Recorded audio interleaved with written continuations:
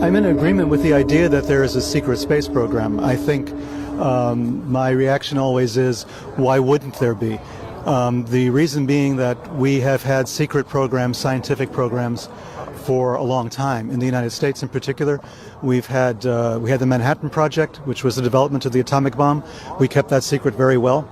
What we didn't know was the Japanese were working on the atomic bomb, and the Soviets were working on an atomic bomb, and the Nazis were working on one as well. So everyone manages to keep these kinds of secrets very well.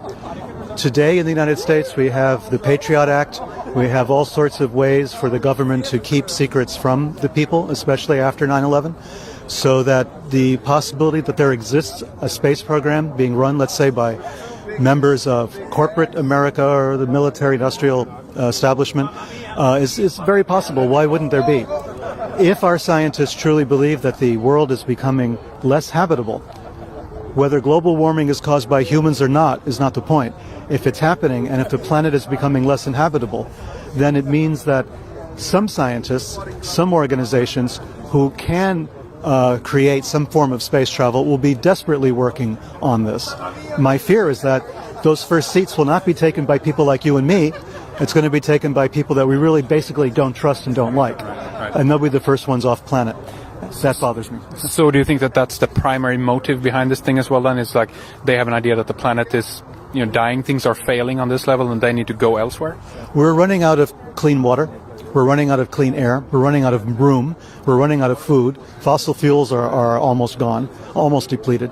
I think that the planet as we know it either has to change or people have to start looking at ways of solving a problem in another way, in a more dramatic fashion. Right. So whether that's the primary motive or not, I really don't know. I'm speculating right now. But why wouldn't there be a space program? Why wouldn't there be a secret program to get off planet? We have individual entrepreneurs like the guy from Virgin Atlantic building his own space shuttle, and charging millions of dollars for a seat. That could be the sign of things to come.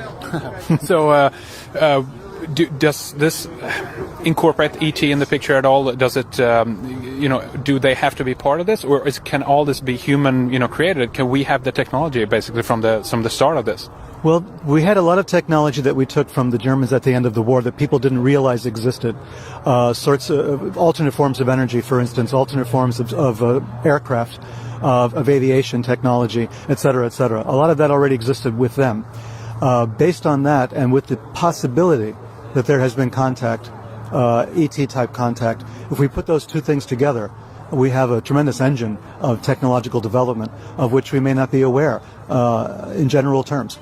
Another Manhattan Project taking place right now under our noses that we're not aware of. No, I haven't myself seen a UFO or anything of that nature, but my research into the field indicates to me that very many people in the American military establishment went on the record on ETs in a positive way, saying they did exist, and we were frightened. We thought there was something. We still think there's something. From the lowliest enlisted men up to general staff, people with general rank and colonels and majors, all coming forward and going on the record and saying, yes, there is something.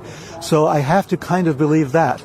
If I don't believe my own eyes, because I haven't seen anything like that, I kind of have to believe that there is something going on. So my mind is open to that potentiality. Sightings of aliens and that sort of thing, don't know. I really can't judge. A lot of very reasonable people have come forward with this kind of insistence that they've had these experiences. I have no reason to doubt them.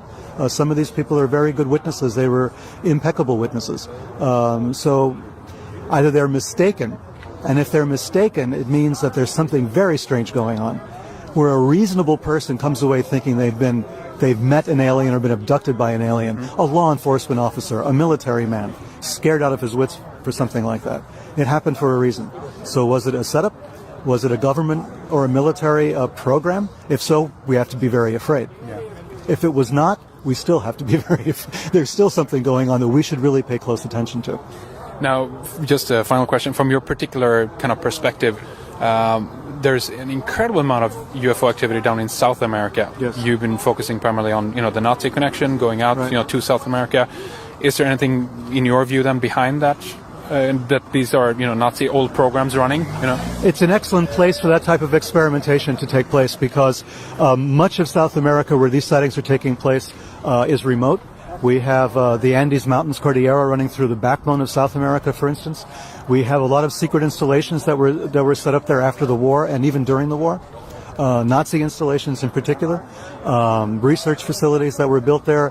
Perón was building a research facility for testing jet aircraft. There was all sorts of things going on. So the possibilities are endless down there. You know, there was a lot going on, and many of the countries were run by dictatorships, which meant they had a lid on secrecy.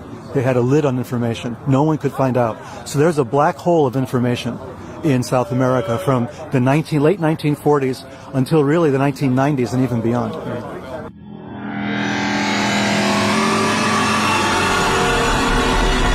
I guess I would say I think it's international in financial support, using a lot of U.S. military technology within deeply clandestine special access programs, or we might call unacknowledged special access programs. Very deep black budget. My sense is that we're talking about multiple groups within this very advanced clandestine community. That they don't all share with each other. They might compete actively with each other. It's the impression that I get, at least from some research and sources that I've been trying to work in this. And in terms of who they are, well, I would look to I think very elite financial interests are probably paramount in this. Now, who the names are, I don't know yet. We're all trying to find. Right, exactly. Yeah. But in terms of the technologies that I think that are available to this clandestine world, I think they're quite substantial. Keep in mind, in the official history of our world, organizations within like the NSA and other U.S. military have been vastly far ahead of the rest of the world in computing technology for years. I had a conversation with an NSA scientist who said back in the mid-'60s their computers ran at a clock speed of about 650 megahertz. Now, that's not fast today, but that wasn't reached by the rest of the world till around the year 2000, so about 35 years. And that's something as basic as NSA computing technology, but what if you've got a lead in studying something even more exotic than what they might have? Maybe acquired ET tech, which I think is very likely. Well, in that case, the sky's the limit. And they might have made certain breakthroughs in understanding things that might make them some money, new developments in integrated circuits and the like. But if they make a breakthrough that goes beyond that, they might not be able to share, whether in revolutionary energy, for example. If that's the case, this is not something that would be shared with the world, but it is something that they would continue to exploit, that would give them power beyond imagining, capabilities beyond imagining, the ability literally to go off this planet if they wanted to. Do you think there's a primary, motivation for them for doing this? If there's like the one thing, the reason why they would do this, what would that be? My suspicion is that one of the primary reasons is that they're scrambling to try to deal with the presence of these other beings that are observing us, that are probably very actively fascinated by us and engaged in dealing with us. It could very well be that we are quarantined on this world. When you look at the history of the Apollo missions and all of the subsequent non-exploration of space, really, it makes one wonder. There's certainly no shortage of leaks that have come from that world that deal with, that describe bases supposedly on the far side of the moon. Some of these from very credible individuals. Well, what if that's the case? So that there would be a presence of very advanced others that are here, that our clandestine world might feel that they have to try to deal with in some way. And so part of it could be a secret Cold War. That could be part of it. The other part of it would simply be, as every war has winners and losers, they would want to be financial winners. So they would want to use and exploit the technology for the benefit within this civilization, that they would continue to run things the way they want to run them. Disclosure, that idea, do you think we'll ever get to that point? Yeah. Official from government? Absolutely, I do. They'll have to be dragged, kicking and screaming to do it. They're never going to do it voluntarily. There's nothing to gain from their point of view, but they're going to have to. And the reason is just because of us right now. I mean, you're doing an interview with me with technology that even 10 years ago really was not practical. We as a society are the great dynamic. We're the great change agent in this equation, not these other beings and not the secret keepers, but us. And we're developing capabilities that are going to force this issue. That's the thing. And I don't know if it'll be next year, I don't know if it'll be 10 years from now, maybe 20, but I don't think more than that, in which something's going to happen that's going to force this issue. And when that happens, that's when the whole battle begins, doesn't end. See, disclosure is not the end of anything. It's the beginning of everything. It's the beginning of the real fight for truth. Because it's very likely that when we get an acknowledgement that this is real, we may not get a lot more. We may not get, a little gray alien being alongside the president of the U.S. at some podium. That may not happen. And so if it doesn't, there's going to be argument, debate, very, very intense debate over what we're dealing with. Political parties are going to be transformed. It's going to be a raucous melee that will probably take generations for us to settle everything out and decide what we're actually dealing with.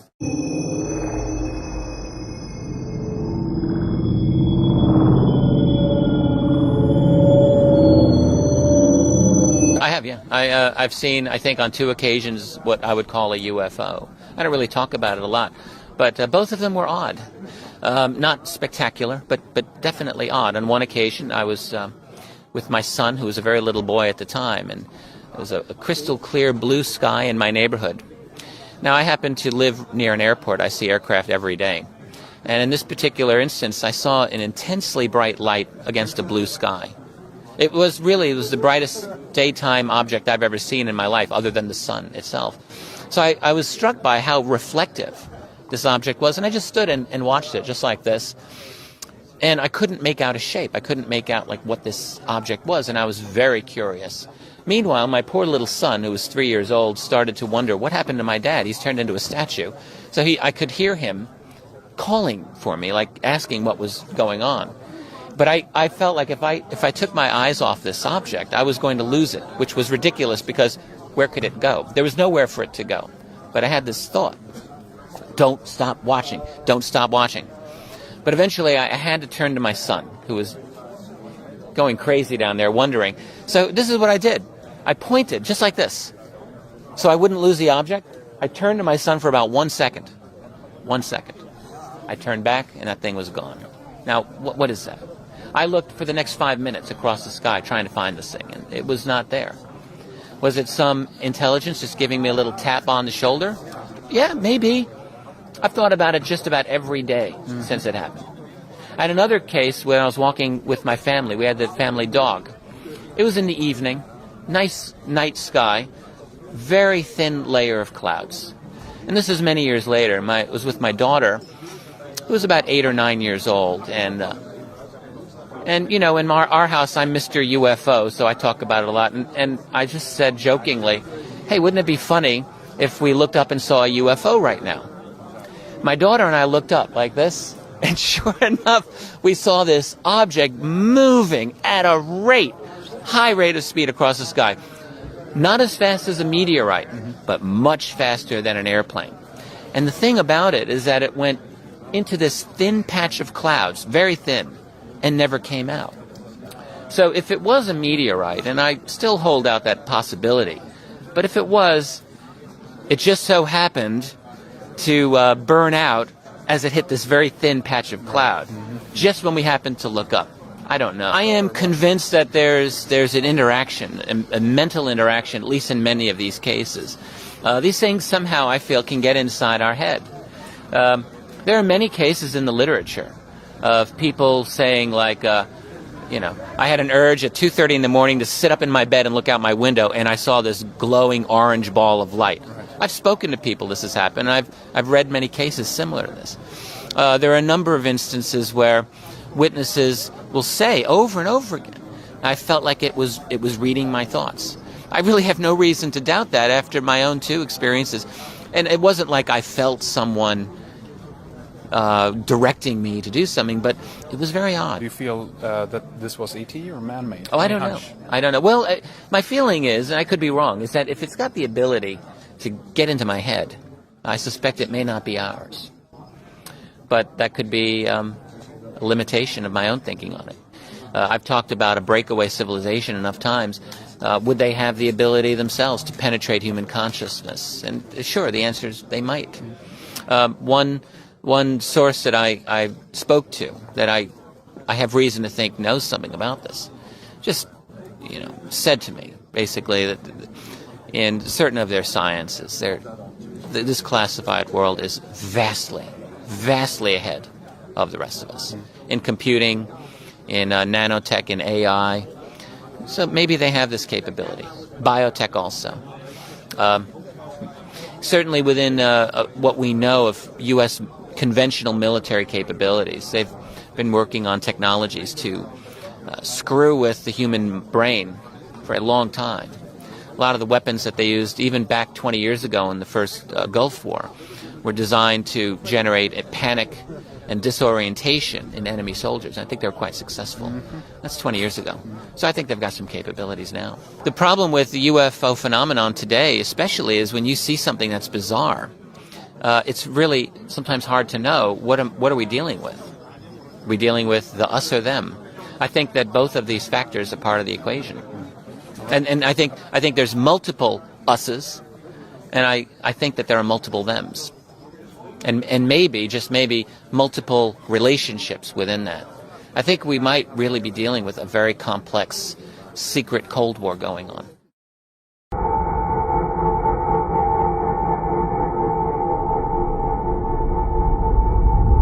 The Rothschild camp, which has got more money than God, aerospace industries, multiple corporate interests, finance, material processing, steel, ships, shipping, oil, they run half the planet. You have a subsidiary group that kind of spun off them many decades ago, the Rockefeller Group. Same deal.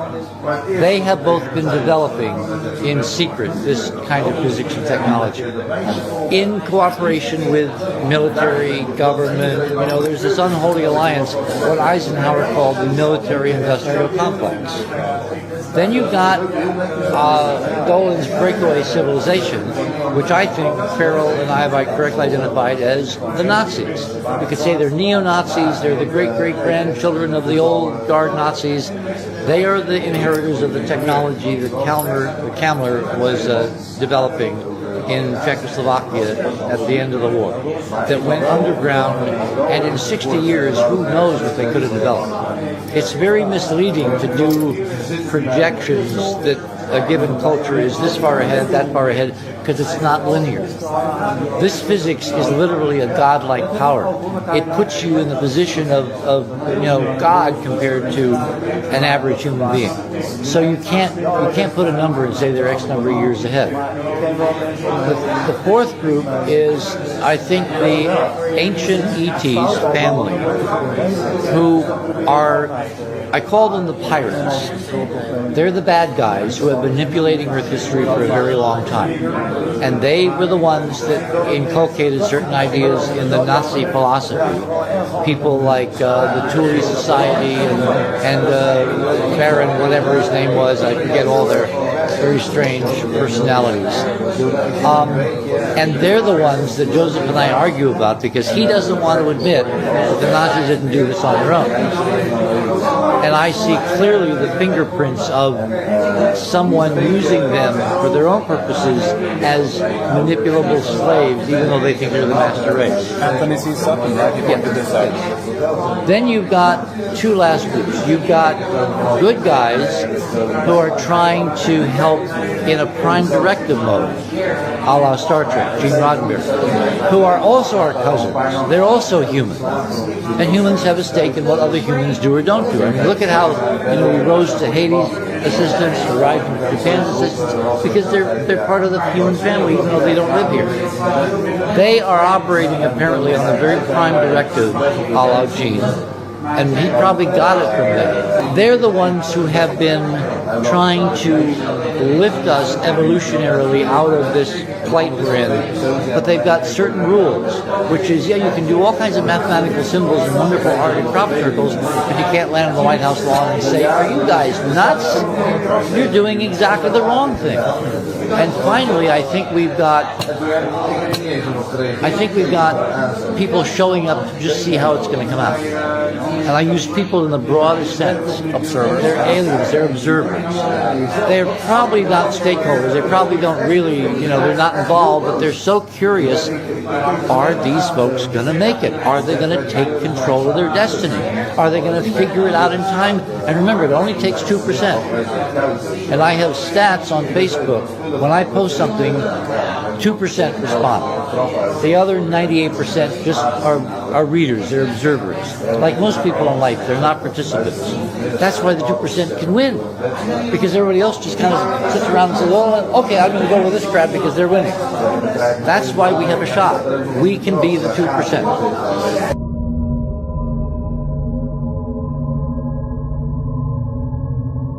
I do know that space pilot Mark Richards is flying, or did fly, to Saturn with an alien craft which had consciousness, and now he sits in jail because of his information. So there's absolutely secret space program going on, and NASA, of course, from the beginning has been a military, not just civilian organization, and it has two parts, the secret one and the official one, and like they say, NASA never a straight answer. I do agree with that, because all the information that comes in mass media is normally disinformation. I met a Finnish lady many years ago who was working with Edgar Mitchell, and she was working with the Department of Telepathy, having contacts with aliens. Congress in Finland a few years ago, when General George Joland was giving a speech. It was civil military Congress, and he was at that time the NATO Commander-in-Chief of Europe. I asked him if what he meant about the NATO report, their own report from 1964, which was so secret that they only made 15 copies in the world for 3 languages, and there they revealed the reasons why the general public is not given information about our contacts with other civilizations. And number 1 reason was theology. All the dogma of all religions will crumble down. Number 2 reason was human ego. We think that, there are bacteria somewhere. Well, we are the bacteria. We are the ants. Number 3 reason was our economy will crumble. And number 4 was that the laws of physics, as we know, do not, they're not the same as we think in the universe. And of course, the speed of light is no hindrance like people on the street think. I was living in Geneva, and the Commander-in-Chief of the Finnish Air Force, General Ronald Reagan, was in Jyväskylä in Finland, where we have our Air Force headquarters. And we had 1 hour's interview in the Finnish radio, and there he revealed, 91, that Japanese had already exceeded the speed of light. It's not known generally, still. So the information we usually get is totally wrong. But when it comes to the human being, we believe that, the body is number 1, and it isn't. It's very secondary, and when the body dies, your consciousness continues, absolutely, and takes another body, and we're eternal.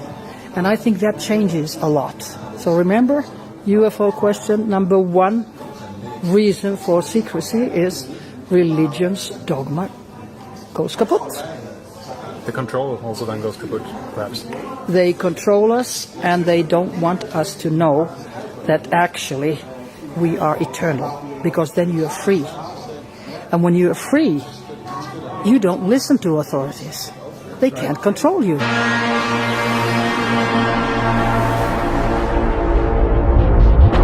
Well, I would say that the military seems to be fighting against the aliens, because they don't want things coming out the way aliens want.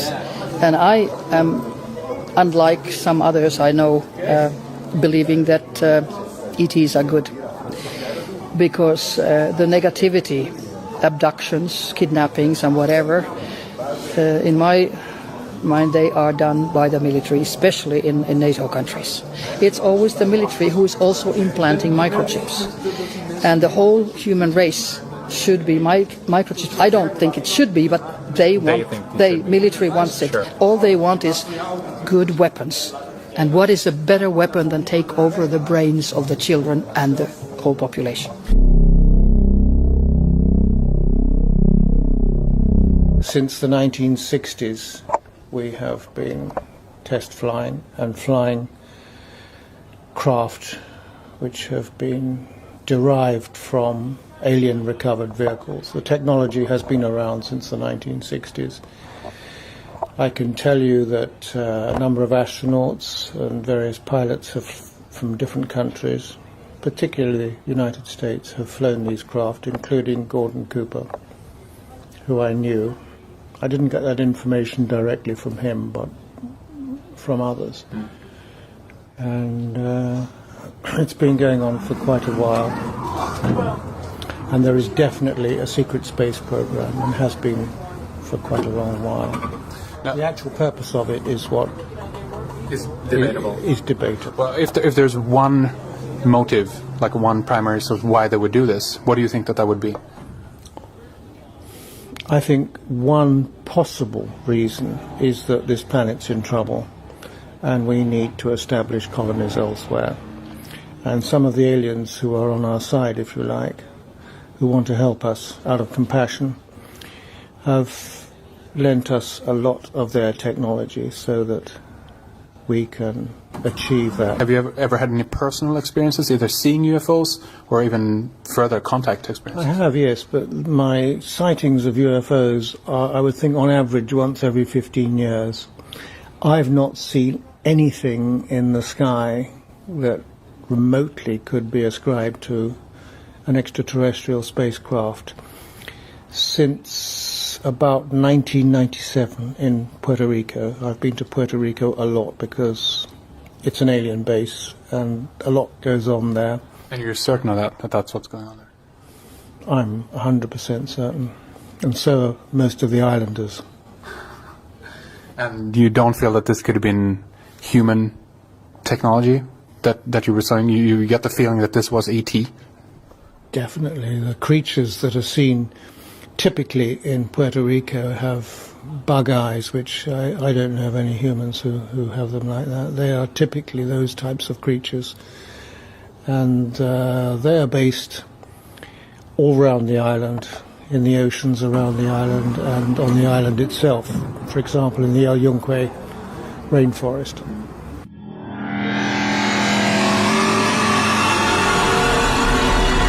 If there are other so-called aliens or other beings on this planet, they'll just present themselves to whomever, whenever. They don't need to go through the government. I think they're clocking that and realising that now, so that'd be quite interesting. Either way, it's going to be a massive shock, isn't it? You know, I've been into this UFO stuff for a long, long time, crop circles and things like that, but it's still going to be, oh my God, you know, if it actually does, it's still going to be, how are we going to actually deal with that and what's going to happen? And yeah, it's going to be interesting. Yeah. Do you think we, humanity, whatever, are ready for it? Can we take it? Yeah, I think so, yeah. I think we've been groomed for it anyway through the media and stuff like that, but at the same time, that awareness has been there certainly, since before I was born, in the last 50 years or so. And it's in the public consciousness, and it's a fairly obvious reality. You've got to open your mind to it, but there must be other life going on. And I'm particularly interested in the crop circle side of it. I wish there was a bit more of that here, but we're going to get a lot more of that this summer. So, do you think that is ET? Are we talking about extraterrestrials, or is it more Earth related? That's a good question. Yeah, the crop circle. That's one of the mysteries. The more you look into it, it's like with the ET stuff, really. The more questions arise, and the mystery deepens to another level. It's almost like diamonic reality. It sort of keeps one step ahead of you. So the crop circle thing is just such an awesome mystery, and it's been going on for so long. I mean, there's a report from near Cambridge, from the 1930s, There's other ones from the 1600s in the county in Hertfordshire in East Anglia. So there's stuff been going on for so long. Where that comes from is an awesome mystery, and I love it.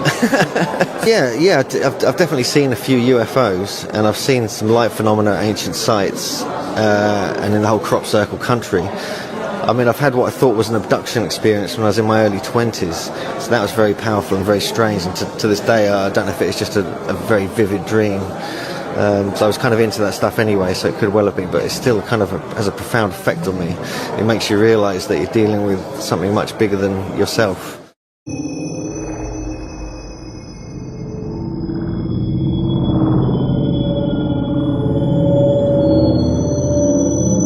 We'll certainly have it in some form or other. The problem lies in that you've got two strands of events coming on, coinciding at the same time. One is what von Braun talked about, which was that the last push, if you like, in order to create a global government would be a manufactured, a fake alien threat, a fake alien presence. There do seem to be events that are unfolding that seem to support this hypothesis. I'm thinking particularly of Blue Beam. I'm thinking particularly of the barium and strontium shield that can be projected into the sky through very, very tiny particles to use as a screen, a three-dimensional holographic screen for Blue Beam. And I think there's every possibility that they will enact a fake alien threat. However, at the same time, to complicate matters, I do believe there are indeed also aliens, quite possibly benign from our perspective, who may well want to intervene as well. So you kind of got to pay your money and take your choice. You have to trust your intuition, whatever feels right for you. What's your intuition then, if we think about it from the point of view of these technologies that you're talking about? Do you think humanity's collaborating with an ET presence here? One thing struck a chord with me today is absolutely the recognition that we, as human beings, are not indigenous. We ain't from round here, okay? We are aliens, and I'm absolutely down with that completely. Having said that, I think there are two strands of humanity, if you like. One that is blossoming and growing into awareness, becoming ever more curious about what's going on, and less inclined to accept the old control systems. And you've got the other side who desperately want to try and hang on to their power as it's getting weaker and weaker and weaker, and just trying everything they can think of to achieve that. What I think is interesting is that the growth seems to be winning. So, yeah, I'm happy, I'm confident. I have an optimistic view of the future.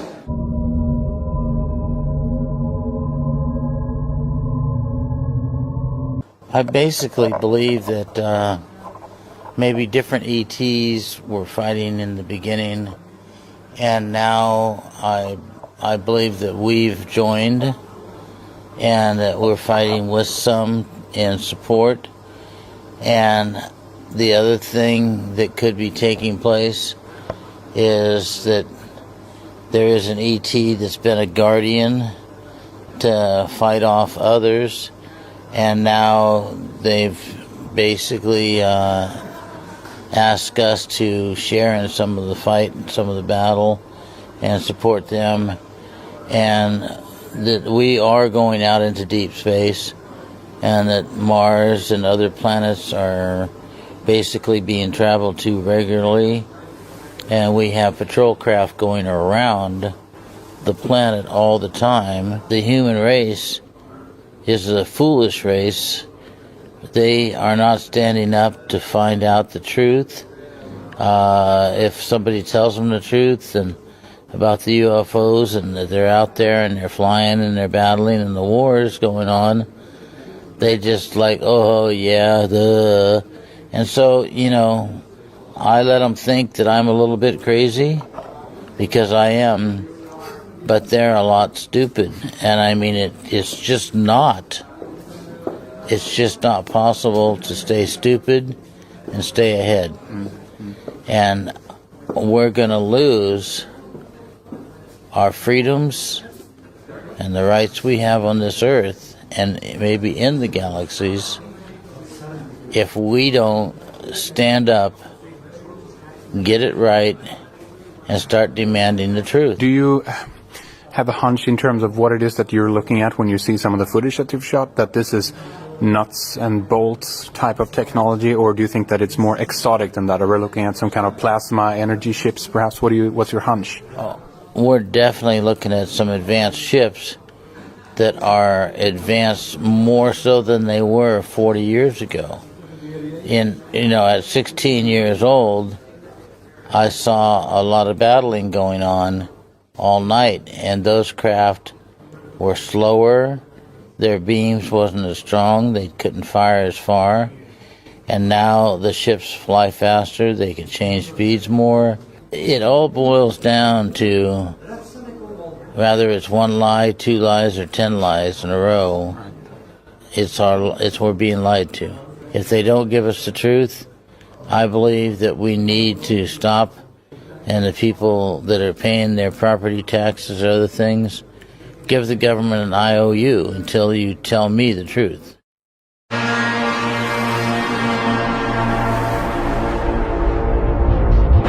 My take on all of this, I find it very interesting. I find it's a secret space program. It's a secret medical program. It's a secret economy program. It's a secret everything program. So it's across the board. Things are misrepresented. We're lied to about things. And the biggest crime is that we're denied access to necessary information so that we can make informed choices. And that's something that I try to work for and try to wake people up about. Do you think that this is human technology above a very advanced one to a very advanced level, or do you think that ET is involved in this? That asks the question then of who is ET.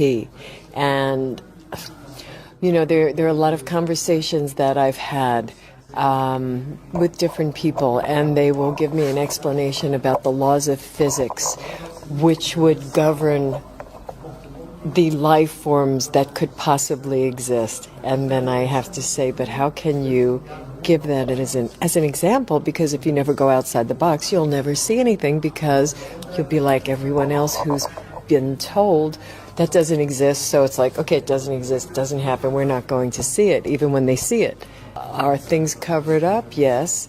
Is there advanced technology? Yes. I have my own little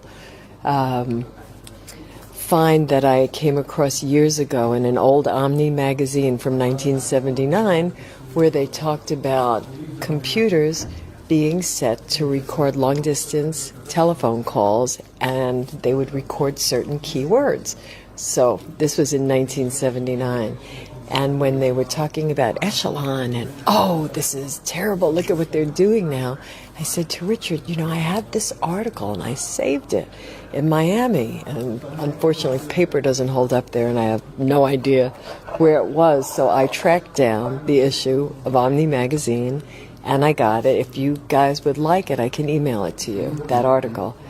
And it's a perfect example of sometimes that information bleeds through for some reason. Someone maybe is able to try to give a heads up or to release something. I don't, there are so many different possibilities as to how it gets through.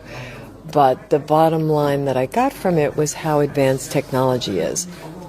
30 or 40 years. The idea of official disclosure, I don't see happening. I mean, it's all out there in the open for someone to stand up, whatever, figurehead of a president that's here in the United States or in another country.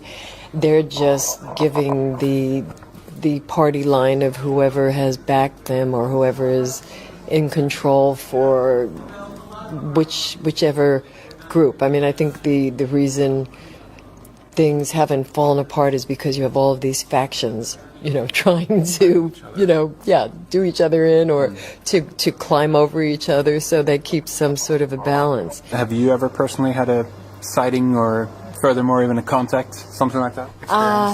My sighting was with Ed Grimsley, and that was after a conference in Albuquerque about 3 years ago, and my first time using night vision goggles. And I saw that formation of about 7 light forms, ships, whatever they might have been, but they couldn't be some random thing moving together in those patterns. And the big deal was when I looked up without the goggles and I said, oh my God, Ed, what is that? This big V-shaped formation, and it moved so slowly. I mean, it's like imprinted that it just moved so slowly. And he said, oh, it's all these ships flying in formation. And I looked with the goggles and saw that. It was impressive. I didn't feel that it's some different life form. It felt more like resonance with a similar life form to us.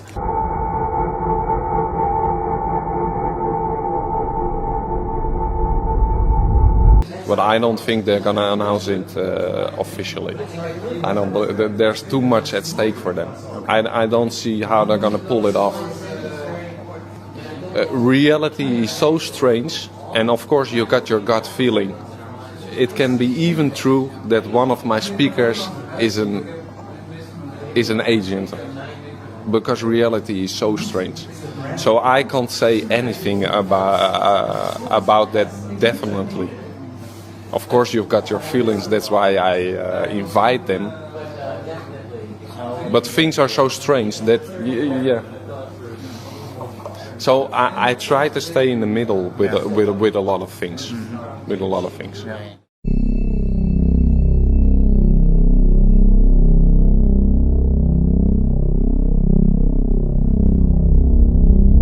I think the powers that be, they are called. The powers that be, and I think there are ET connections with these people, or maybe they're not people.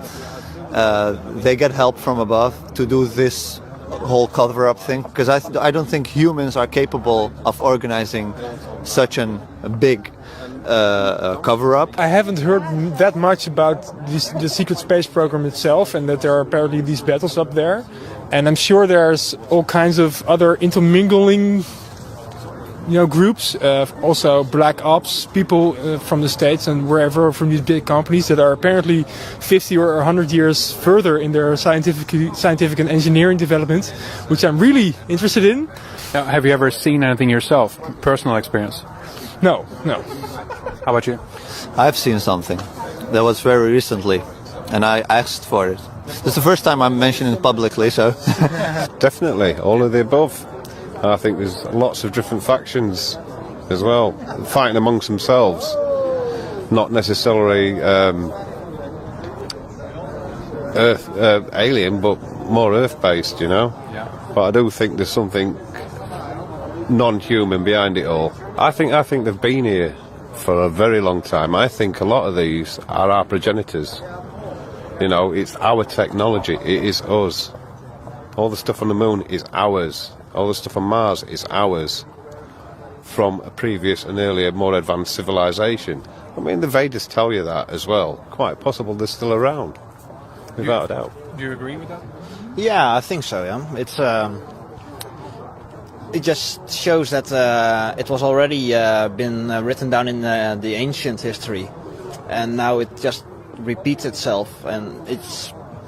Well, to me, especially in the last year or so, it's becoming so obvious that there is at least something going on that we don't know, that more investigation is needed. What I saw in December, well, I just don't know what I saw, but it wasn't a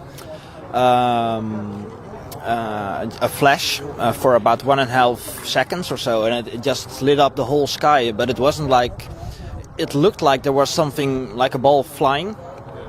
Because I could see that it had a shape, but it was so fast that I just didn't had a chance to really grasp what I was seeing. But at least the whole sky was lit for that 1.5 seconds, so that was pretty wild. To February 2004, I was stood outside on my back porch watching aircraft come in and things, and just looked up and there it was. This light went out about 500 foot above me, and then it was quite a big light as well. It was, I don't know, 10, 15 metres across, huge. And it just went, gone. And then it was just blackness, no stars, just blackness. It turned into the conservatory to shout at my girlfriend to come out and see it. Of course, by the time she'd sort of said she's not going to bother coming out, I mean, there's not that much evidence that is concrete, but there's lots of evidence from people who have seen UFOs and experienced alien abductions, things like that, and also from the evidence that you look at from the government and all the connections, all that adds up so much that you can probably say that there are alien races out there. I was here yesterday night and we used the night vision goggles, and I saw something moving quite fast along the sky. So my thought was that it might be a satellite, but Ed Grimsley, who provided the night vision goggles, said no, they're too fast for satellites and it's probably a UFO. So yes, I have seen a UFO, I guess, but not really, no close encounters or a little grey man, unfortunately. Everything falls into place, actually. When I listen to Peter now, I mean, a lot of ideas that didn't make sense before suddenly make sense. And that's good. That's an eye-opener. For me, it is. Have you ever seen anything yourself or experienced anything yourself? For sure. That's the reason I'm here, actually, in the first place. So, I'm doing a follow-up. What did you see, if I can ask you? Well, I won't go into detail, but it's been like 5 times in different ages. Of course. Yeah. We're not alone in the universe. It's not believing, it's knowingly. Everybody knows it's in his heart. So this secret space program thing, do you guys think it's primarily ET, or is it human beings, or maybe are they working together? Both. Both. Yes. They've been working together for centuries already, listening to all the interviews you gave. And, I believe they're very old. And then people get abducted and everything. They also say, that ET's telling me been here always. And so I've no reason to doubt that, really. Yeah. You agree with that? Oh yes, I have contact with indigenous people in America. They tell us that it's just quite normal to have contact with these people. It's so normal. It's already for so many ages. So, do you think that we will ever get an official disclosure from a government or our governments at all? Not important. I think this is the disclosure. We are doing the disclosure. Yes. Yeah. Oh yeah, I've seen quite a bit of unexplainable phenomenon, and that's the thing that also gives me a lot of skepticism, is because in my own experience now, when I saw something, what did I see, and can I even trust my own mind or my own interpretation of it? I know I experienced something, I know what I experienced was real, but to be able to tell you what that was, it's totally subjective to from my perspective. I don't know about how their capacity, I don't know about jump rooms to Mars and, time windows. I'm sure there are aliens or beings from other planets. They exist. That's very, I'm sure about it. In how far they are in collaboration with humans, I can't say. It has been too long a secret, and it's very difficult if you know you are telling a lie to, at one moment to say, okay, I have been telling a lie and now I'm going to tell you the truth. It will not happen. I saw a small grey small object, and that was going along the sky like that. I lost it out of sight, and then I saw something like, I thought maybe it's a meteorite, I don't know, but it was a flash of light that went after it. We are the aliens, so it's all one. So all of us, we're all in it together, right? So there's no fighting going on? No. Peace, love, peace, man. Yes, I've seen things. Yes, but it's really nice to have a gathering like this with this really interesting speakers. Okay. Because you'll never know whether things are true or not. Not yet. We're not there yet. We're not yet able to really understand whether it's true. We can only sense it's true. If I had a UFO experience, I don't think I recognize it as one. Okay. Yeah. How about you? I've never seen a UFO, but I'm sure they're there. There are billions of civilizations much more intelligent than we are. And I'm just amazed that we don't see more of it.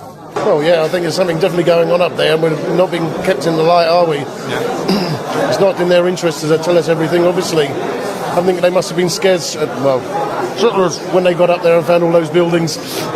What do you think? Me and my brother, we definitely saw a UFO, didn't we, Vince? And we saw it stop, the light stop in the sky and zip back and forward, stop and then just shot off into space. It was absolutely a UFO. There's no doubt about it.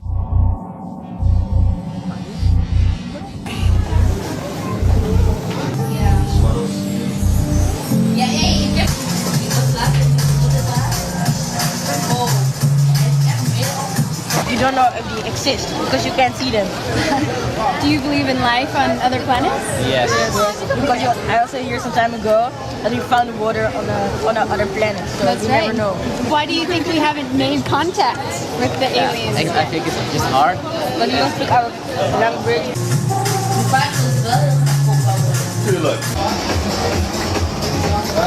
I don't believe in aliens. Why not? Because I never saw one. Have you heard of Area 51? Yes, I've heard it. What do you know about it? There's a lot of dark stuff going on. What I hear from TV shows, papers, but I don't know what's happening really down there. So why do you think humans are so fascinated with the topic of aliens? Why? I don't know. Because we're human beings. We're curious from ourselves. So I think life is not interesting enough, and we try to go further. For example, Mars, life's not possible. At the Moon, where can we live now? Go to Mars. Oh, it's possible on Mars because we have water and organisms. But it's also another planet, so we try to challenge ourselves to go further.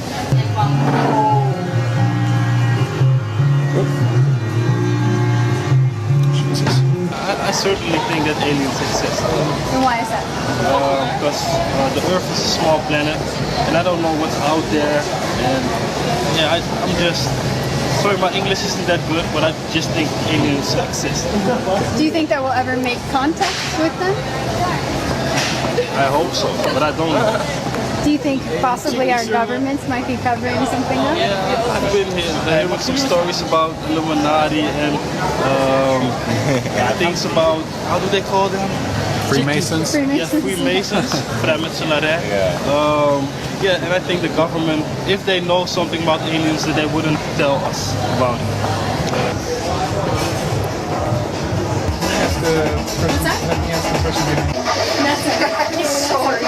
Do you know? Well, I believe in aliens, fairies, trolls, and all the other supernatural creatures. So, and they're real fun. Why do you think we haven't made contact with aliens yet? Why we haven't made contact? Yeah, they haven't come down and shown themselves yet. I think some people did. Sometimes when I walk around the street of Amsterdam and I see some people. What do you think about alien abductions? A lot of people claim to have been abducted, millions of people around the world. What do you think is going on? Yeah, I believe it might be true. Some of the stories, it's hard to believe, but it's also hard to make it out, such a story. So I believe it. How do you think the world would change if aliens were walking among us? Well, it depends how they would be. Yeah, good point. Could be great or could be a disaster.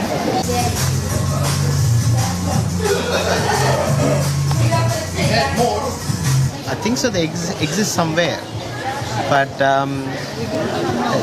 as of now, I don't think so. There's been any sightings or anything. Though a lot of things have been claimed, but I don't think so.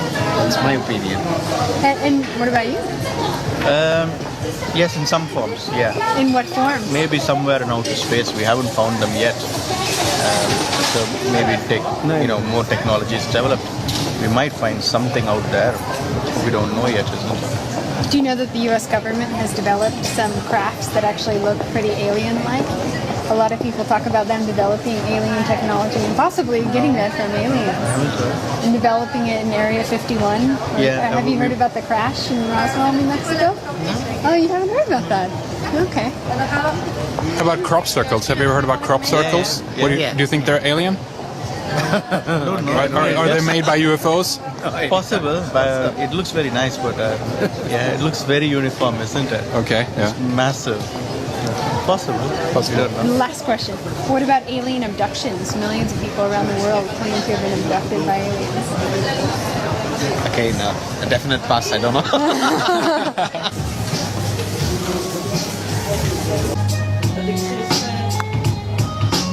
Yeah. Yes and no. Have you ever seen anything weird in the sky, UFO-like? No. Do you think that will ever make contact? No. With aliens? Probably not. Why not? Because it's very difficult if you think about it logically. No. I think they have a completely different civilization, which we cannot interpret or understand easily. Have you guys heard of Area 51? No. In the States? Or Roswell, New Mexico, the crash that happened there? The UFO Something with the big circles or something. So proof? I've never seen any. What do you think about all the alien abductions that are going on around the world? A lot of people are claiming to have been taken and actually showing up with marks, and they're quite traumatized. Really? Yeah. I think they're a bit out of it. I haven't heard of anything like that. Have you heard of the monuments on Mars or the face that they found on Mars? No. You haven't? We haven't really watched that much TV lately. We've been traveling, so. But no, it's a negative on the aliens. Yeah. Why do you think she had contact? I'm not sure. I think so. Maybe because I don't think that we're all alone here, but nothing is a Milky Way, I think. Have you heard of crop circles before? Crop circles, yeah. Most of them are not true, right? I saw, and now it's the Pringles commercial. Have you seen that one? No. How they jump on a board and they make crop circles themselves. So.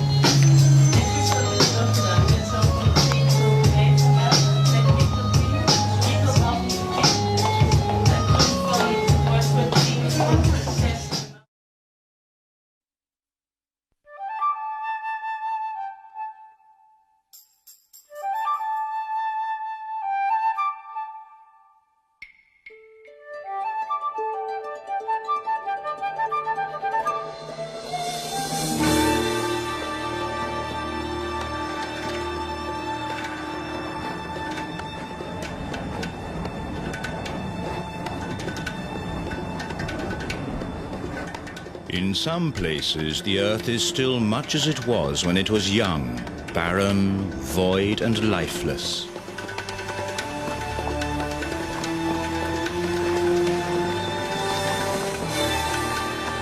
Yet it is here that the very source of life is found, the substance encrusting the wounds of the Earth. Without it, our planet would be as dead as the moon. Life depends on this substance as much as it depends on water.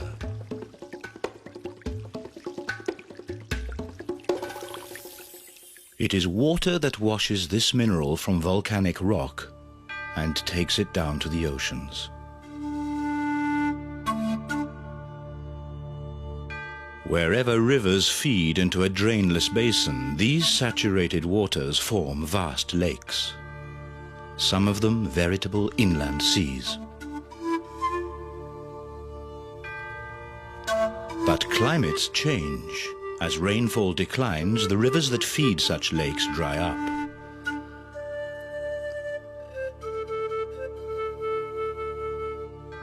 Wind and the power of the sun evaporate even large bodies of water. What remains behind is a dry sea of dazzling white crystals. Salt, tears of the earth. Its power magnified by the dazzling crystals. Without protection, the men would go blind in a single day.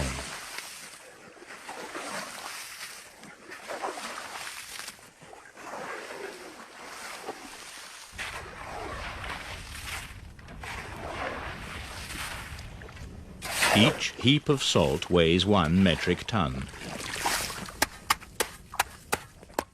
Lirio knows by instinct how big a heap must be. Each worker marks his heaps with his initial, so the settlement is clear when the truck comes once a week to collect the salt.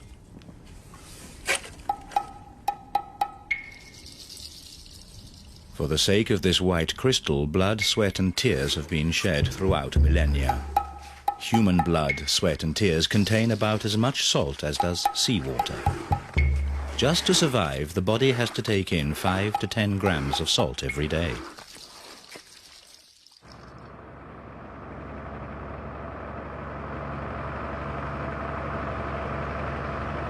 The truck is half a century old.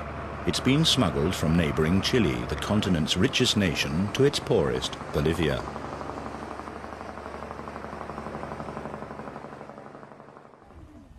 Chilean companies produce salt in a big industrial way, harvesting even in Bolivia and making salt a cheap commodity.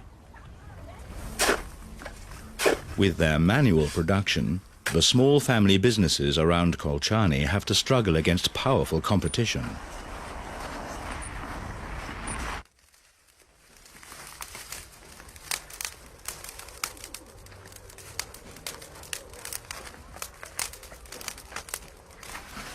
The wet salt needs to be roasted.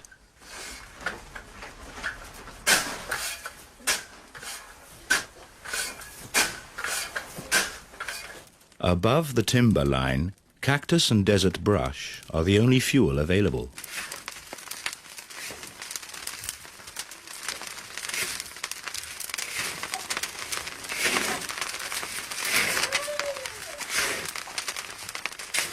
A handful of iodine for each shovel of salt. Dosage is played by ear. The price of the iodine is forbidding, but adding it is required by law. To buy 1 pound of iodine, the family has to sell 300 pounds of salt. The ancient mill grinds down the coarse crystals into the iodized, free-running table salt we pour from our shakers at every meal.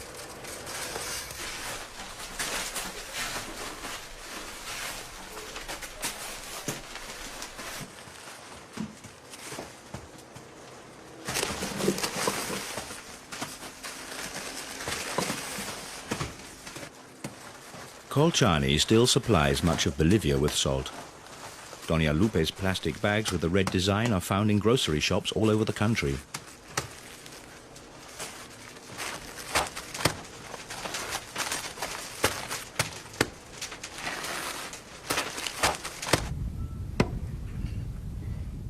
A few miles towards the center of the Salar de Uyuni, the salt crust is compact.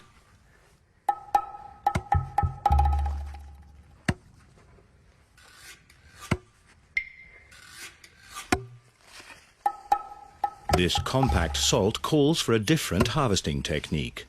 With incredible precision, Wilfredo hacks furrow after furrow into the crust.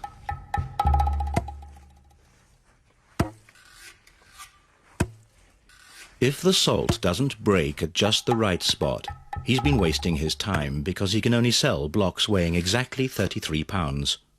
The thickness of the salt crust changes every year, depending on rain and snowfall and the number of sunny days. Each year, fresh brine from the volcanic sierras adds a few inches of salt to the crust. Those annual layers are marked by the dark lines in the blocks.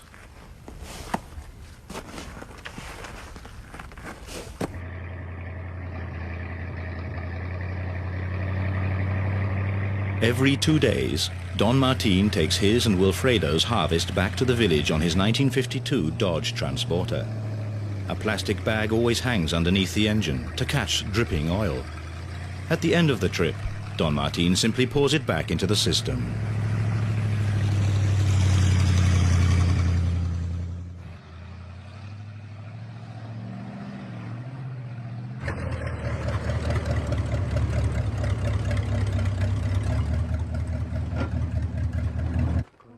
Juana, Wilfredo's wife, keeps the books, pays the workers, and hires the truck drivers who take the salt blocks on their long trip across the Altiplano. 3 facts made salt the first trading commodity in human history. Wherever people lived, they absolutely needed salt, so it was precious. The amounts needed were small enough to carry over long distances. And salt is durable. It was the closest thing to money before money was invented. Yet big money is not the outcome for Wilfredo. Only once in 3 years can he afford a new pair of trousers. While the trucks are being loaded, a herd of llamas is waiting to take salt to the most remote settlements of southern Bolivia. 20, 30, 40, 45. 45.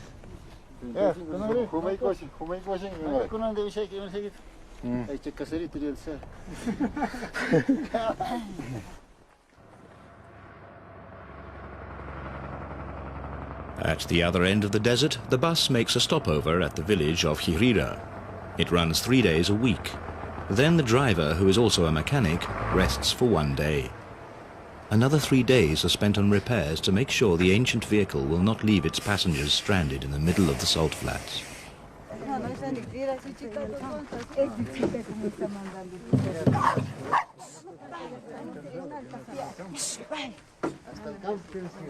The journey across the Salar de Uyuni, the only market town on the fringe of the Uyuni salt pan, is a bone-shaking 3-day undertaking.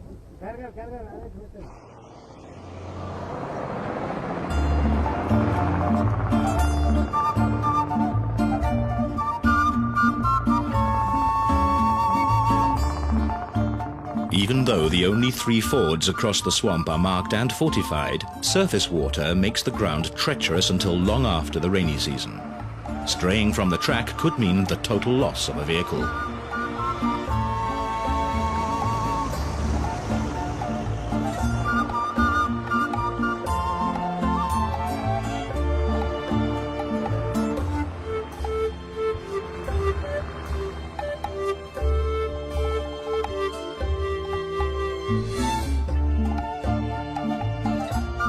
Since workers on the salt flats can't count on a regular income, they harvest from the first dawn until night falls. In spite of the bitter cold, they often spend the night out here in a shelter built of salt blocks.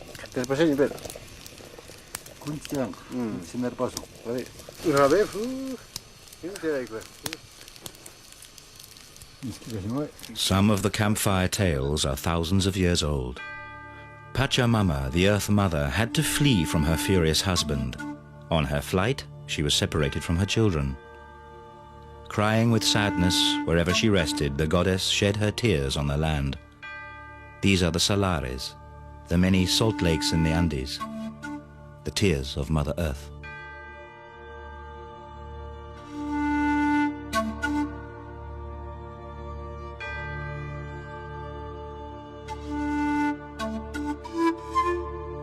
All around the Salar de Uyuni, there are remnants of ancient settlements of an unknown prehistoric people.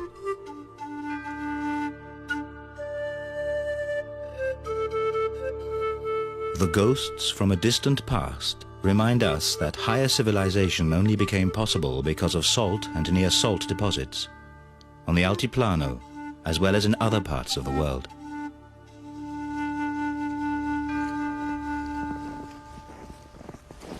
A world and 3 millennia away in the heart of prehistoric Europe, salt made people cross the high Alps even in the middle of winter. The white crystal was considered almost as precious as gold. 3,000 years ago, the first highly developed civilization in Central Europe rose around a giant salt mine in the Austrian Alps.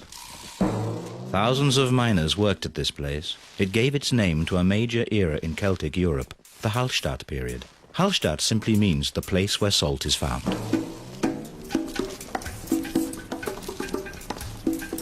The Hallstatt miners left enigmatic heart-shaped marks in the ancient tunnel walls. Here, prehistory comes to life and at the same time poses riddle after riddle.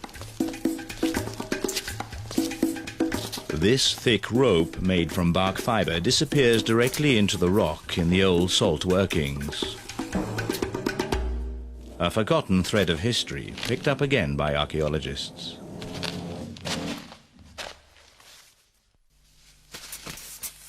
Wherever they dig, they find traces of the Hallstatt miners, tools, scraps of leather, shoes. One day, they hope, they will find a man in the salt, a natural mummy, as well preserved as the Iceman.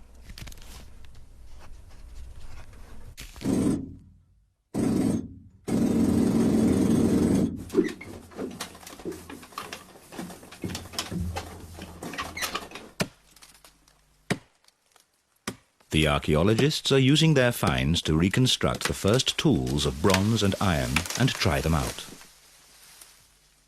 These axes are brand new, but they are hand-forged after a design that is 3,000 years old.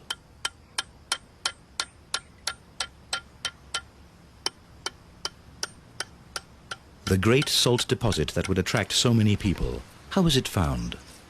The key was water.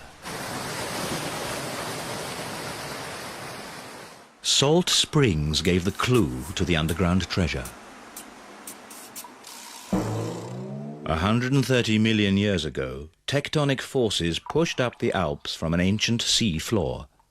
Billions of tons of seawater evaporated, creating the mighty salt deposit that was eventually buried between folding and doubling rock strata.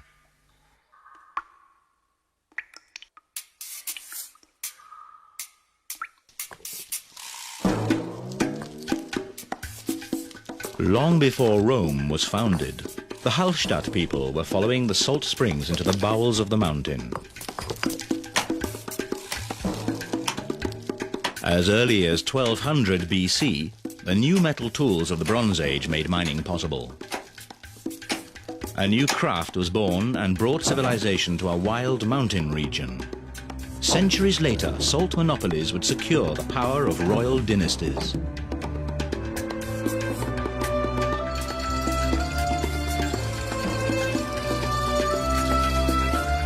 Industrial mining methods in the 20th century made us take the salt on our dinner tables for granted. The back-breaking toil of salt mining is long forgotten.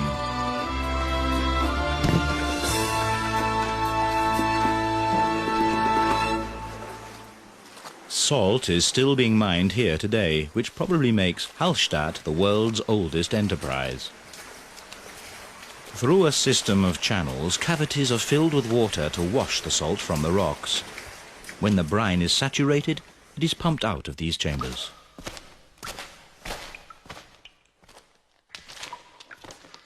With laser rays, subtle shifts in the cavern walls and ceilings are monitored. Once a year, the entire production is halted to check the safety of the mine. Although salt mining is now largely automated, miners still spend long days underground. To keep the salt rock from crumbling, the sensitive climate inside the mountain must be kept stable.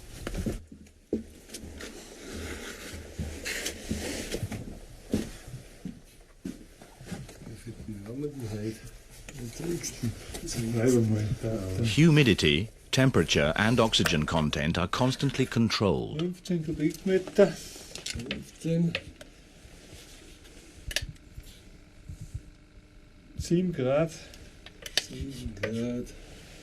72 luchtfeuchtigkeit. On these inspection tours, the mine foreman and his assistant make a lot of mileage. The only lane down here is the fast lane.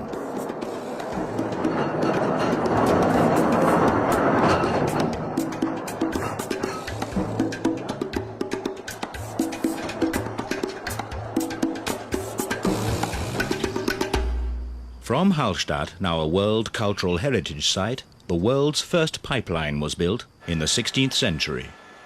Today, high-tech dominates the scene. Using its own state-of-the-art evaporation system, the mine produces 800,000 tons of pure salt a year.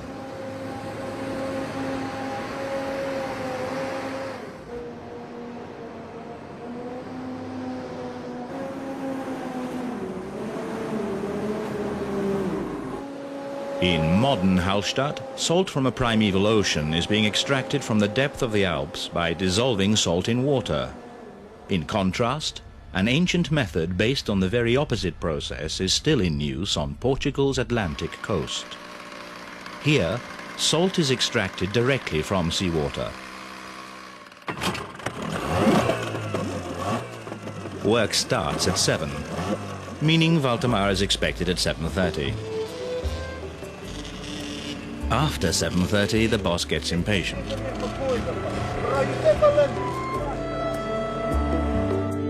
The tide sets the pace, and it will not wait for anyone. Felisberto Forte keeps strict discipline.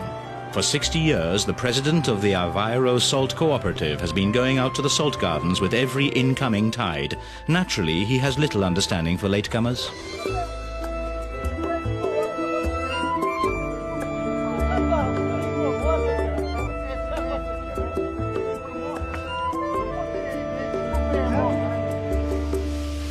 Harvesting salt from the sea is not simply a matter of waiting for the sea water to evaporate. It is a sophisticated science, passed on from generation to generation since Roman times, and it is far more complex than it seems. Valdemar and Gabriel carefully scrape the salt from the clay lining of the pool. This work demands a sensitive touch and much patience, and it depends on just the right weather.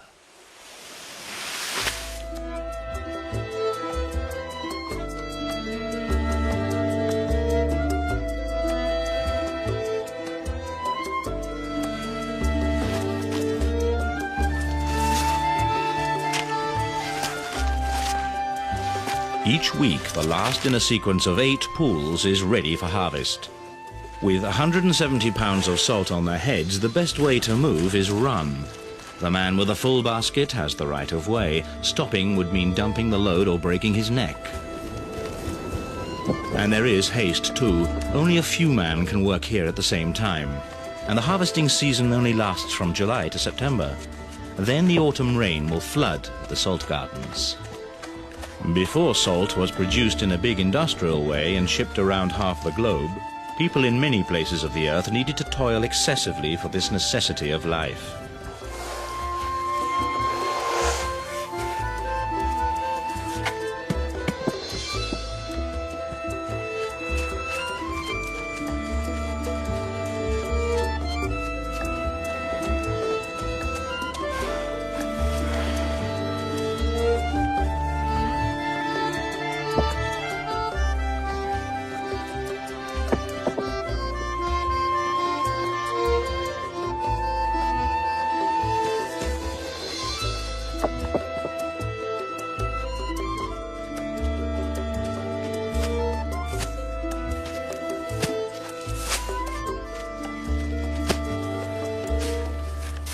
The Atlantic is a cold ocean, and the climate along Europe's western coast is anything but dry. To harvest salt here requires great human skill and effort. And just that may bring on the end of the salt harvesting in Portugal.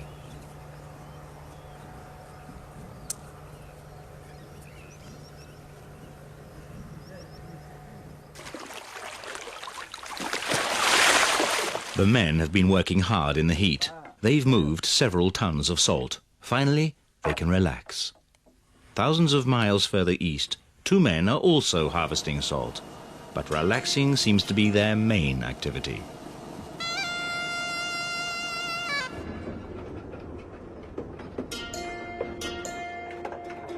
The chief engineer of the Turkmenistan Salt Company drives his goods train across a vast lagoon on the coast of the Caspian Sea. This natural salt garden is the richest salt deposit in the world. Treasure Bay, Lenin called it.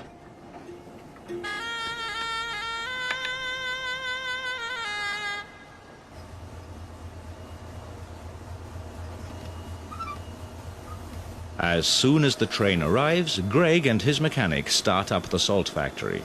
After that, salt mining is fully automatic.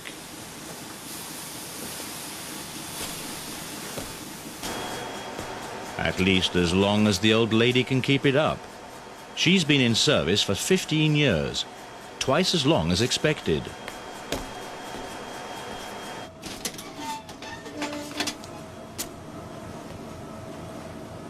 Everything is working as usual, and even the chief engineer can devote his attention to the state of play on the chessboard.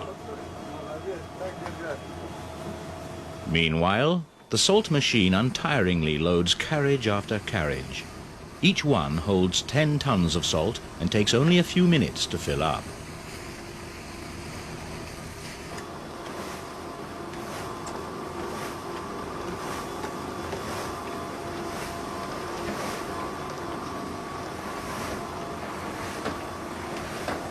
The chief engineer has spent all his working life on the lagoon. This year he completes a cycle. The machine is now again harvesting on the exact location where he first started harvesting salt at 16.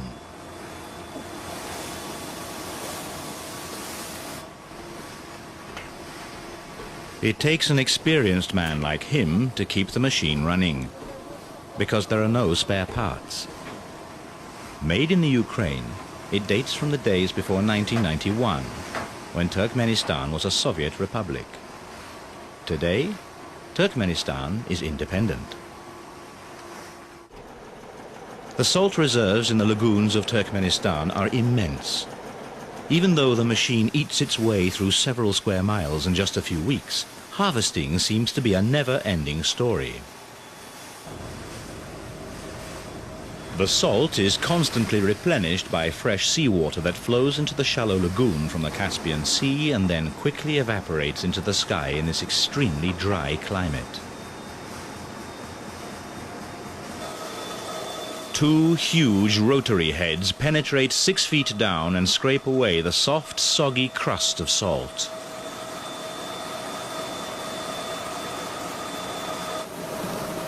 On the other side, the machine spits out the excess water.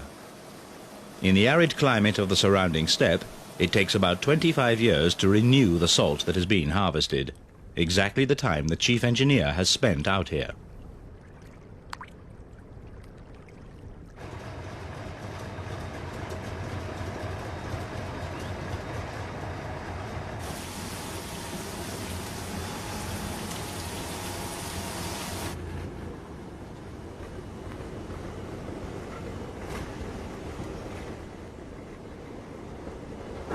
Before the railroad was built in the 60s, thousands of laborers would carry the salt across the lagoon on their backs. While the loaded train rolls back into the camps, the men have ample time to continue their chess game.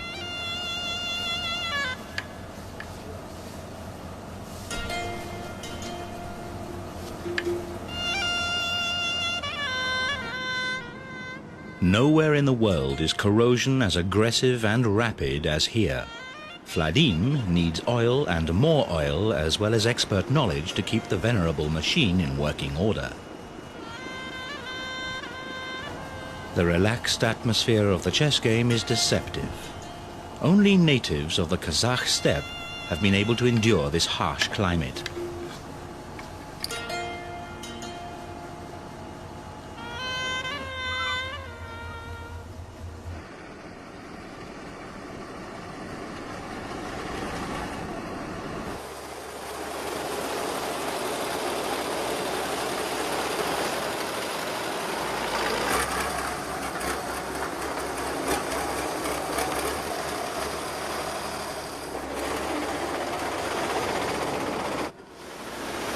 Tug by tug, the rails are shifted so the rolling salt factory can begin the next strip. These are the only mobile railway tracks in the world.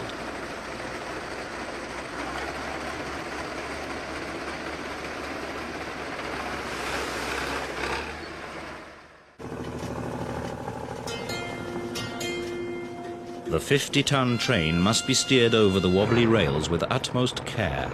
The surface is often unstable because of flooding and hidden cavities. If a single carriage is derailed, the whole operation grinds to a halt.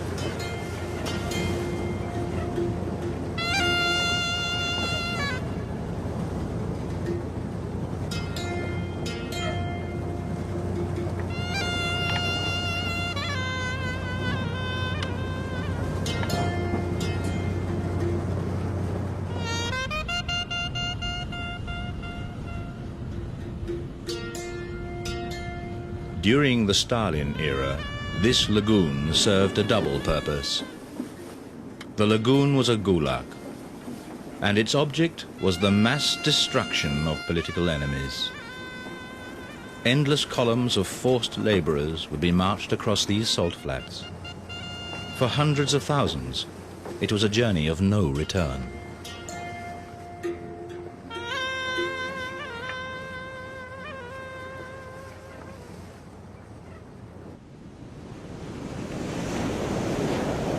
Back in Portugal, evaporation is only a fraction of that on the Caspian coast. The flooding of the salt gardens has to be defended against the tides.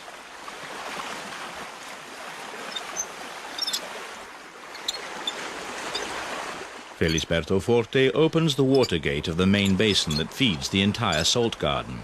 From here, the water is conducted through smaller channels to a sequence of pools, last of which are the harvesting ponds.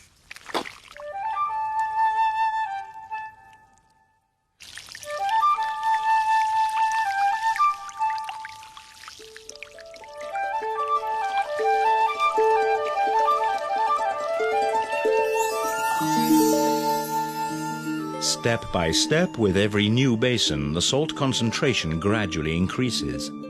Sun and wind slowly evaporate the water until the salt begins to crystallize.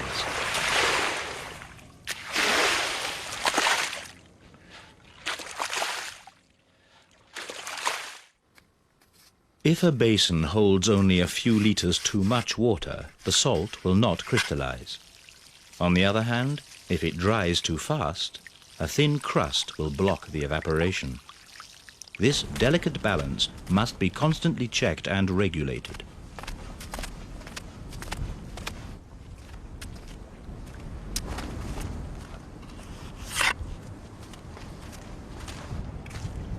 Felisberto is 73 years old. He and his aides have spent a greater part of their lives working outdoors near the seaside, under the constantly changing sky of the Atlantic coast. But there are places where the weather hasn't changed in 1,000 years.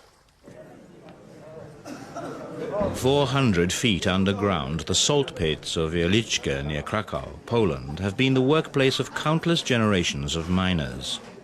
At the pit head, the morning shift is preparing for duty.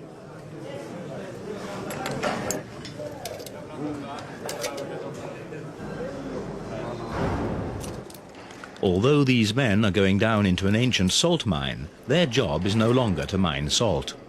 It's to defend 200 miles of existing underground passages against the destructive forces of the mountain.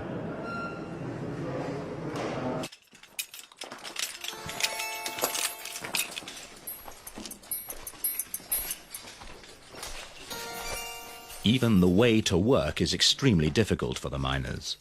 They have to walk for up to 6 miles to reach their workplace.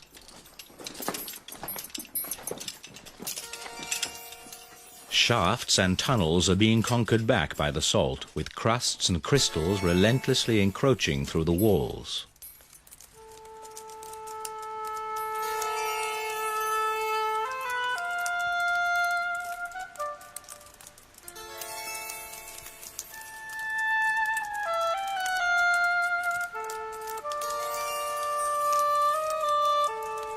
The humid air and the moisture in the rock draw bizarre salt stalagmites from the ceilings at a staggering rate.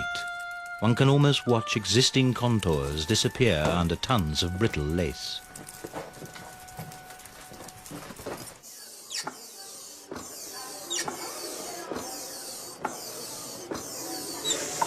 But it's exactly the high salt content and moisture in the air that makes the ancient mine worth fighting for. Because of its healing properties, Wieliczka is a climatic health resort.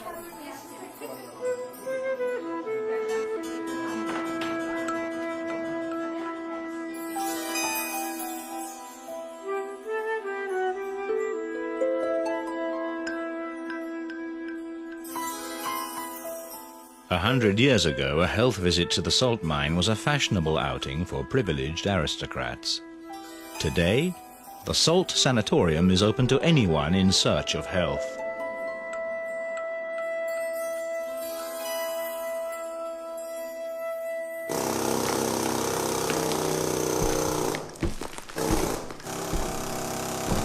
The mountain exerts enormous pressure on these huge underground halls.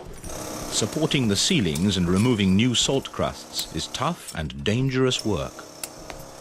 Curiously, some of these miners are professional mountain climbers.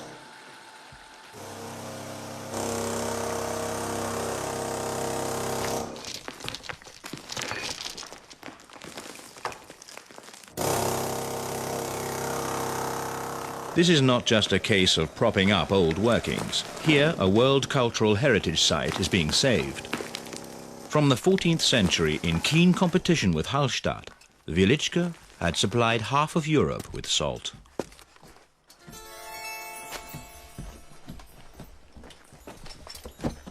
Since medieval days, the Catholic faith has played a great role in Poland, and the miners of Wieliczka have always been among the most stalwart believers. Deep inside the salt mine, generations of God-fearing miners have created unusual places of worship.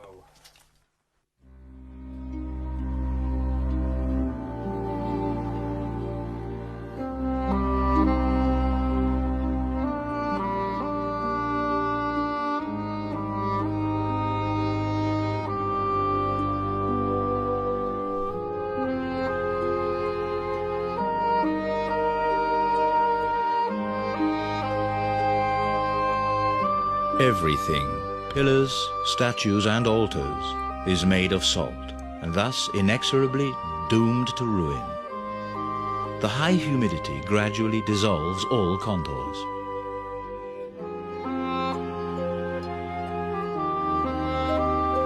Even the crystal teardrops in the chandeliers are made of salt.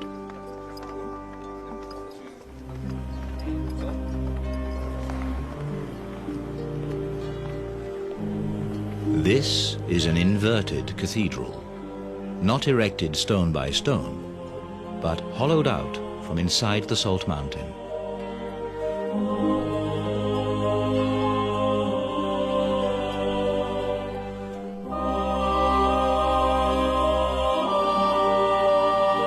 Driven by deeply religious feelings, untutored but talented miners turned into sculptors.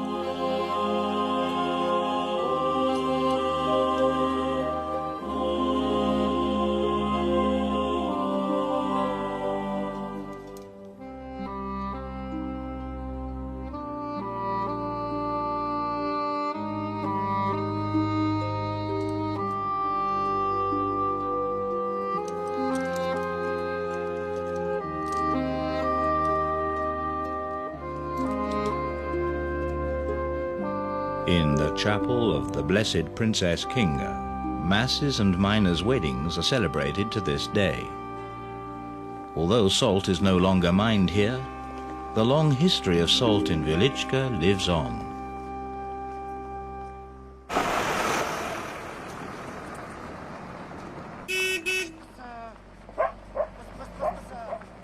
An ancient tradition may soon be altogether lost in the Bolivian Andes. A few years ago, llamas were almost the only means of transport. Today, the llama caravans are literally being pushed off the road. This could be one of the last caravans. Maybe the last one.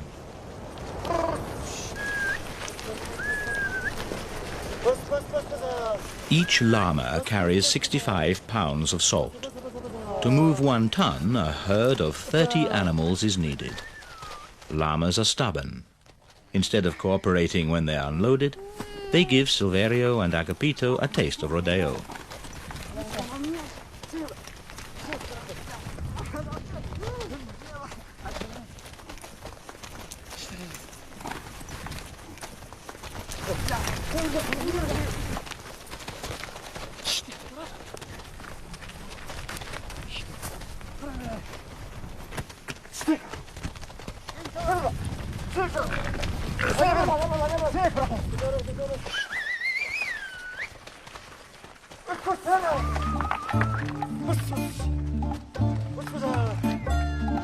But the llama's obstinacy also has an advantage.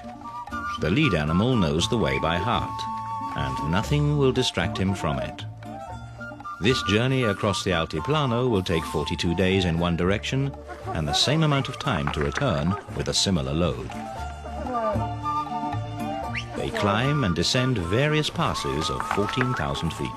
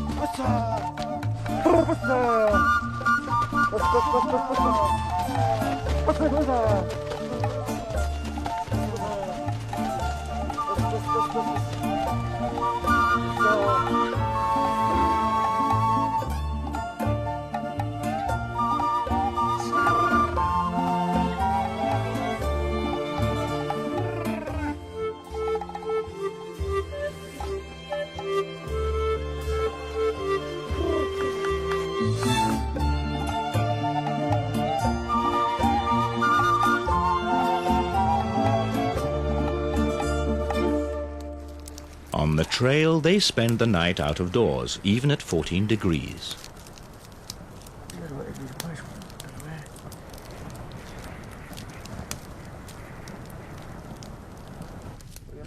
In the morning, the llamas' coats are thick with frost. It takes 2 hours to catch and load the willful beasts after their nightly search for grazing.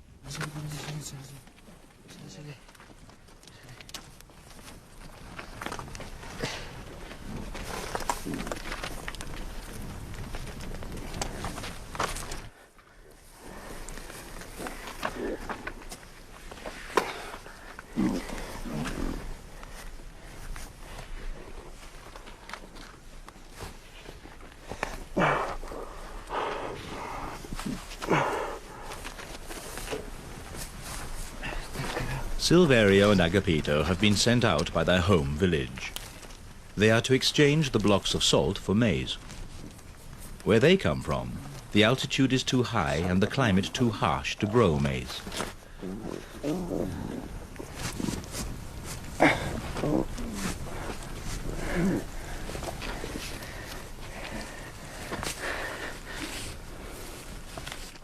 The llama caravan only covers 10 miles a day.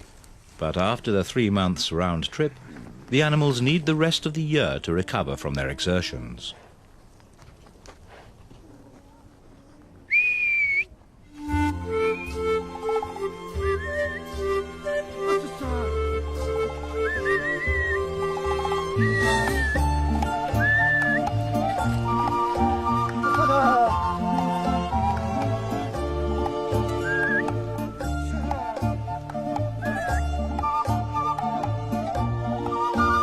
The young llamas trot alongside the older ones.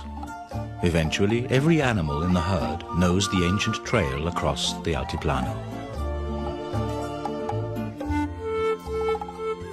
This is where the barren Altiplano ends. Further down the mountainside, the steaming jungle begins. Half the journey is over.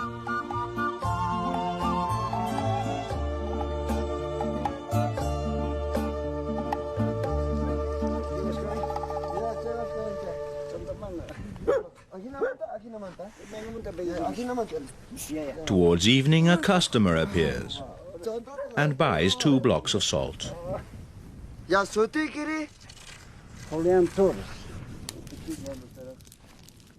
Silverio keeps a careful record of the sales. He's responsible to his village community at home.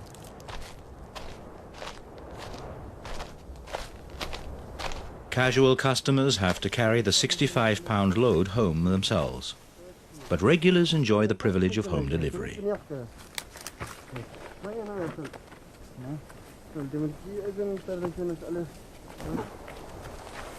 The 2 young men have to carry the blocks on their backs. The llamas sense the humid jungle climate and refuse to go a step further.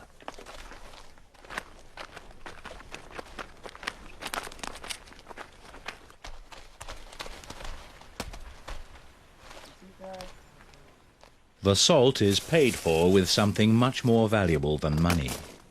The year's harvest of maize is in this basket. The buyer weighs the salt against his cobs of maize, 1 to 1.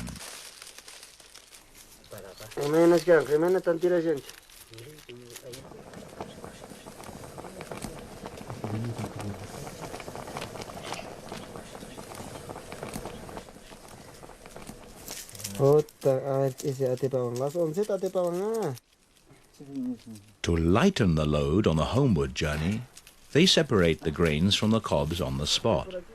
The peasant helps them while they exchange the latest news. Silverio and Agapito have completed the first half of their job. All the salt has been sold. They did well out of the maize deal. Next day they can begin their 6-week journey back home.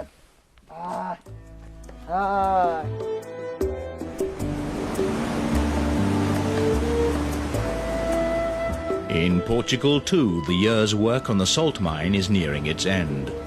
Violent rainstorms are the harbingers of autumn.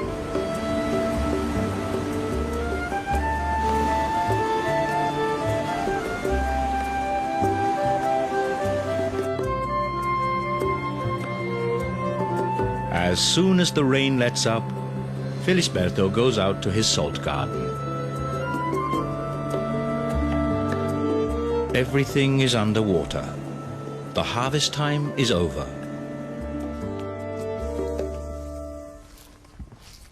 The heaps of salt made in the summer have been protected against the wind and the rain with a layer of straw. Now they are waiting to be taken to a dealer's storage house.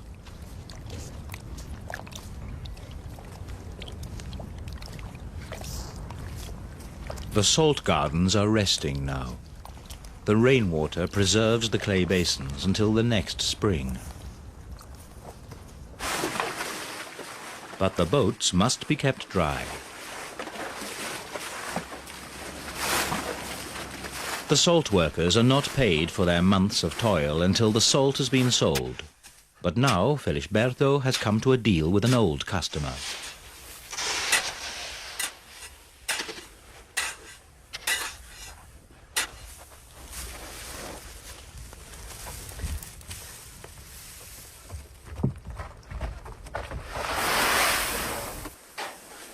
Valdemar and Gabriel have to carry 10 tons of salt to the boat, a quarter of a ton at a time.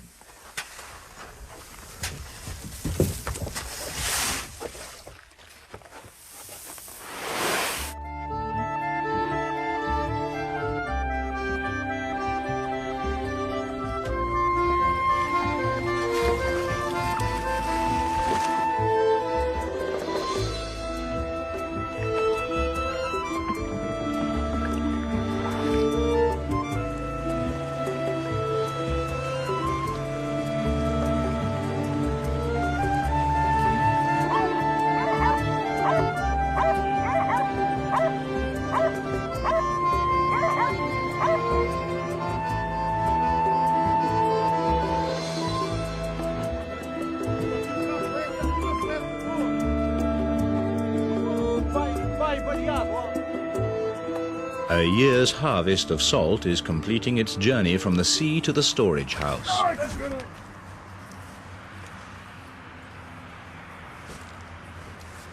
Year after year after year, the old lady who trades in salt has been instructing the men where and how to pour their loads. And here she goes again. Ai, Gabriele, põe aí já, homem, que é para encher amanhã.